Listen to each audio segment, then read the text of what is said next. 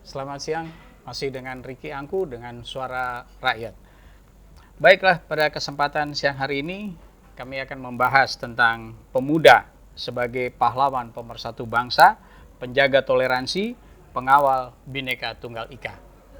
Ini masih ada kaitannya dengan Sumpah Pemuda yang beberapa hari lalu kita selenggarakan dan menjelang 10 November di mana kita memperingati Hari Pahlawan.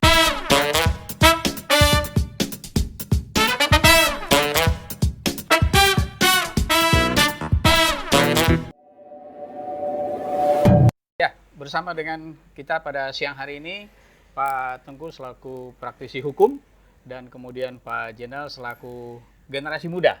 Ya, selamat siang Pak Tengku, selamat siang Pak Jenal.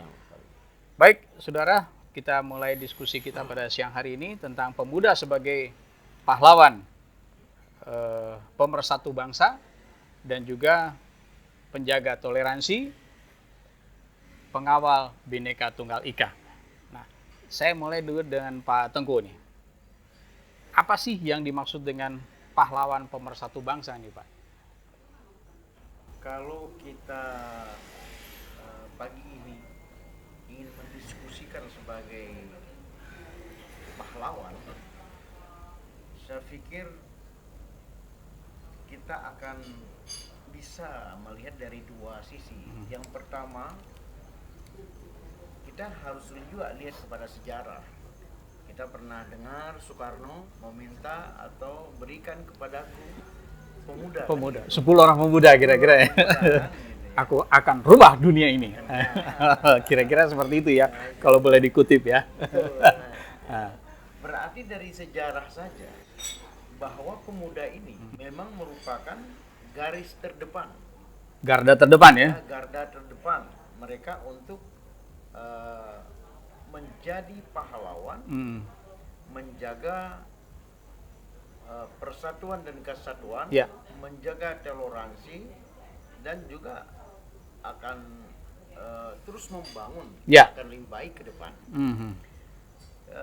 Sisi yang kedua, kalau dulu perjuangan atau kepahlawanan masih pada tingkat domestik, arti tingkat kenegaraan kita, walaupun ada orientasi dunia, tapi kita masih lingkup negara Indonesia saja.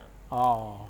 Namun sekarang, yang kedua itu perlu kita lihat di zaman now. Ya, mantap ini. Ini sudah bicara zaman now nih. Jadi nggak mau kalah dengan generasi muda nih.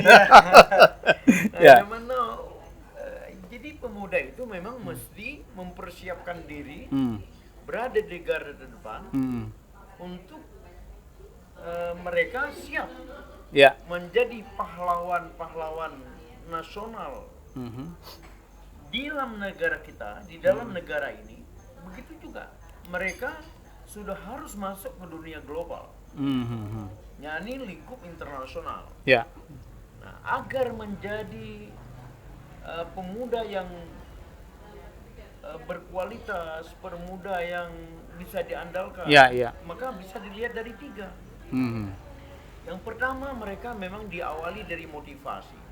Ya. Kita berada di negara kesatuan Republik Indonesia. Motivasi kita adalah bagaimana menjaga NKRI ini Ya. yang didasarkan Pancasila itu secara teguh, tidak boleh goyah, final. Ya. Nah, kita Nggak ada tawar-tawar lagi. tidak ada lagi tawar-menawar, karena kalau masih tawar-menawar di situ, habis waktu kita untuk mendiskusikan hal-hal yang memang penting, Ya, tetapi ya. masih ada yang lebih penting yang lain lagi, mencoba melanjutkan. Jadi bukan kembali, tapi melanjutkan. Ya. Nah, jadi itu yang pertama, motivasi. Yang kedua adalah kompetensi. Ya. Kita tidak bisa hanya motivasi saja. Tanpa ada kompetensi, kita akan digilas Oh. oleh zaman global sekarang ini. Ya. Yang ketiga, selain kita memiliki kompetensi, kita harus punya power. Oke. Nah, power yang paling penting dijaga adalah people power. Oke. Artinya kekuatan masyarakat Ya.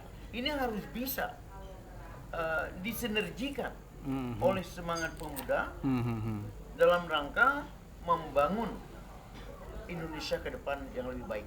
Barangkali seperti itu. Ya, ya. Baik, terima kasih udah cukup global ini ya. Global. Jadi Pak Tengku beranggapan bahwa pahlawan itu pada saat itu masih pada tingkat domestik ya, tingkat lokal. Nah, sekarang bagaimana bisa generasi muda ini bisa melangkah lebih jauh lagi ke tingkat global. Nah, saya ke Pak Jainal nih selaku generasi muda nih. Ya, bagaimana pemuda sebagai pahlawan pemersatu bangsa ini, Pak? Ya, kemarin kita sudah memperingati Hari Sumpah Pemuda nih, tanggal 28 Oktober. Dan beberapa hari ke depan kita sama-sama akan memperingati Hari Pahlawan ini. Ada nggak kaitan atau ininya antara pemuda dengan pahlawan? Tadi di sini saya coba ungkap adalah pemuda sebagai pahlawan pemersatu bangsa. Tadi juga Pak Tengku juga menyampaikan sebagai pahlawan ini. Nah, tinggal nanti kita kupas kalau pahlawan ini kan jangan kita konotasikan yang sudah almarhum ya. Tapi bagaimana kita ini sebagai generasi muda juga bisa menjadi pahlawan sebagai pemersatu bangsa ini. Nah, kira-kira menurut pandangan Pak Jainal gimana nih sebagai pemuda sebagai pemersatu bangsa ini? Kalau pemuda ini Pak, pemuda ini aset suatu bangsa Pak. Ya. Jadi perlu kita ini sinergi SDM Ya. harus ditingkatkan Ya. dan teknik. Karena apa Pak? Zaman globalisasi ini, semua perdagangan bebas ini masuk. Oke. Pemuda ini harus siap. Oke. Siap dalam arti semua apapun yang masuk ke Indonesia sebagai pemuda ini kita harus antisipasi. Karena kita jangan sampai dari dunia luar kita kalah dengan pemuda yang sekarang ini kita nggak siap dengan SDM-nya. Oh, gitu ya. Jadi harus dipersiapkan semaksimal mungkin ya.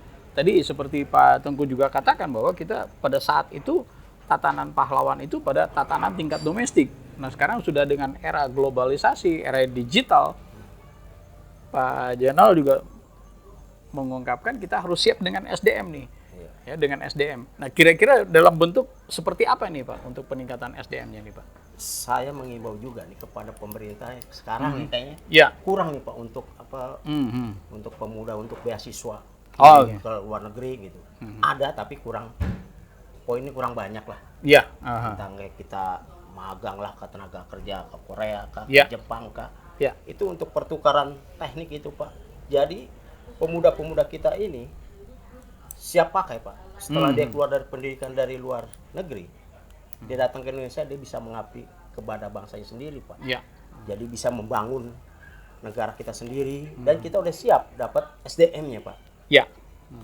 Nah, saya seperti apa Pak Jainal sampaikan di sini kita harus persiapkan dengan SDM, dengan beasiswa ke luar negeri apa segala macam. Kita bisa menyerap teknologi dari luar, kira-kira seperti itu ya. Nah, saya teringat beberapa tahun yang lalu ada program pemerintah tentang pertukaran pemuda nih, ya, ke berbagai negara, ya. Nah, itu kalau nggak salah dari programnya pemerintah dari Kementerian Pemuda dan Olahraga pada zamannya Pak Harto kalau nggak salah, itu ada pertukaran pemuda. Nah, kalau Pak Marzuki sebagai praktisi hukum lihat fenomena ini kan sudah boleh dibilang terdegradasi nih pemuda ini, yang pertukaran pemuda seperti Pak Jainal tadi sampaikan ini. Ada pertukaran pemuda, ada beasiswa ke luar negeri sehingga paling tidak kita bisa alih teknologi. Nah, kira-kira menurut Pak Tengku bagaimana nih tentang pertukaran pemuda itu sendiri dan juga tentang alih teknologi ini? Sebenarnya kita bangsa Indonesia adalah merupakan bangsa yang sudah dikenal di dunia. Ya. Sejak dari founding father kita, baik Soekarno, Bung Hatta, itu dengan kawan-kawannya itu sudah sangat dikenal di dunia internasional. Kemudian kesininya program pertukaran pemuda di masa Orde Baru, kemudian juga masa Orde Reformasi dengan memberikan beasiswa-beasiswa. Hanya memang perlu kita lihat dari tiga sisi. Jadi pemuda sebagai pahlawan mempersatukan, menjaga persatuan bangsa ini. Yang sisi yang pertama, pemuda memang mesti diberikan pendidikan, wawasan, yaitu yang bersifat transfer knowledge. Ya. Jadi bukan sekedar pendidikan, agar mereka sampai ke teknis memahami negara ini harus dibawa kemana. Jadi dengan demikian persatuan dan kesatuan ini bisa dijaga. Memang yang pertama daripada kualitas pengetahuan dan wawasan para pemuda itu sendiri. Ya. Namun tidak cukup di situ. Pemuda juga baru bisa menjadi seorang garda terdepan menjaga persatuan dan kesatuan. Mereka harus juga diberikan kesadaran dunia hukum agar para pemuda tidak melakukan sesuatu yang melanggar hukum kira-kira. melanggar hukum. Ya, kan ya. itu. Sekaligus dia bisa menjadi duta-duta kesadaran hukum di dalam masyarakat.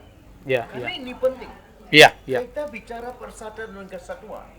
Kalau banyaknya pemuda yang terlibat pada kasus-kasus hukum, entah pidana atau perdata, apalagi sekarang itu